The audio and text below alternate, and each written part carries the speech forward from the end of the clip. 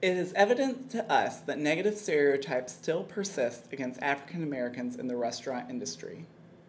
These stereotypes prove to result in further discrimination and unequal treatment in restaurants in Charleston. First, we spoke with anonymous waiters and waitresses in Charleston to learn more about exactly what kind of stereotypes exist. I've been working in a restaurant for quite a while now, like since I was about 15, and I'm 21 now, and I've just noticed that they do have a tendency not to tip, and if they're going to, it's about 5 or 10%.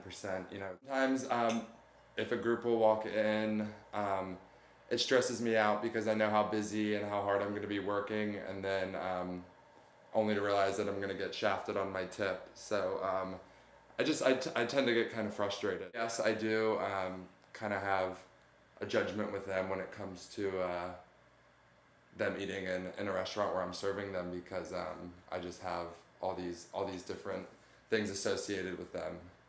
After interviewing several servers in Charleston, we did not find that there was one unanimous stereotype or an overall discriminatory attitude among everyone.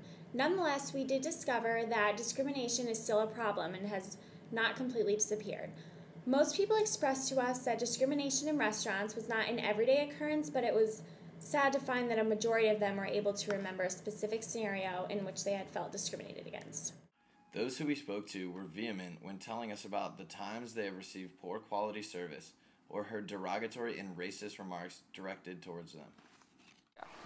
So do you ever feel discriminated against at any restaurants that you go to downtown? Personally, no. I never really felt like discriminated. But I've heard of some restaurants being considered racist. Like what? Well, without giving the name, there's a place in Columbia that has a barbecue place, and rumor has it that they have some KKK meetings. They haven't been confirmed, but my cousin, another African American, went there with his friend, and they refused to serve him. So I would say that was a racist act. I would think something like that's in the Charleston place, like the hotel, the one that's like Ford Diamond. I think I would feel uncomfortable simply because I don't think anybody I know would go there. Okay. It would just be probably mid-aged white people with loads of money.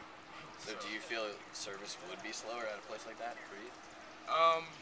Honestly, I wouldn't even know how to begin to explain that one. I mean, I probably wouldn't even be caught dead in that. Can you give any specific examples? I got off work at Kickin' Chicken. What's up, CJ? And this older white man asked if I just got done working in the fields. And what did you say? I was shocked. Experience, yeah. I have an experience. It may be once or twice, maybe. Where? Yeah, it's been at a restaurant over here in James Island, where I had to sit, and I really, when we walk in, they seat us, and they give us a menu. They asked us whatever we wanted to drink. They'll bring our drink, but we had to wait almost like about an hour maybe before we got all our food. And everybody else was just coming in, and they were getting their order, and they were getting their food. So we spoke up, me and my husband, we spoke up about it. And when we left the restaurant, we didn't have to pay a dime. There are some racist servers, and I don't know if it's based off of tips or just race, but I've seen and experienced some negative things where, like, the waiters were slow to come to us. They'd go to tables, before they came to ours, and it was kind of just like, maybe it wasn't racism or not, I can't say, but it was just kind of a slower and less put together service. They might say, can we see your check card first after you order?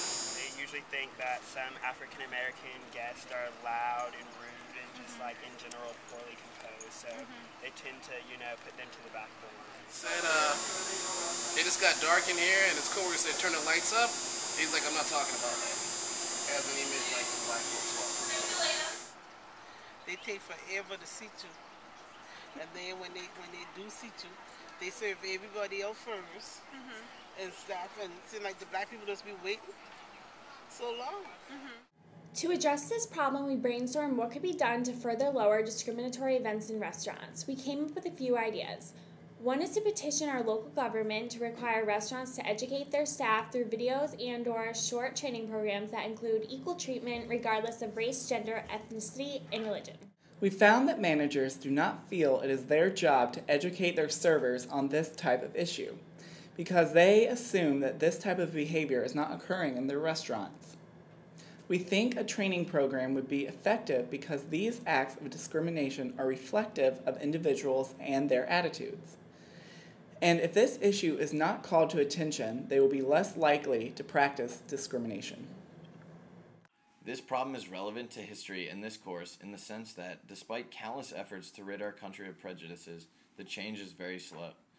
It is apparent that in the restaurant industry, it has not been completely resolved. Sit-ins inside restaurants played a major role in garnering momentum for the civil rights movement. It was sad to see that after people have sacrificed so much and suffered relentlessly through harassment, beatings, and arrests, that such prejudice still persists today. In this class, we talked about the difference between de facto and de jure segregation. Especially in the North during the time of Jim Crow segregation, African Americans experienced segregation de facto, meaning they were not bound to legal segregation, but they were forced to conform to the unwritten laws of society. By doing this project, we found that de facto segregation still exists today, but on a smaller scale. We hope that in the future, through implementing our ideas to solve this problem, that one day no race would feel uncomfortable going to any type of restaurant for a meal.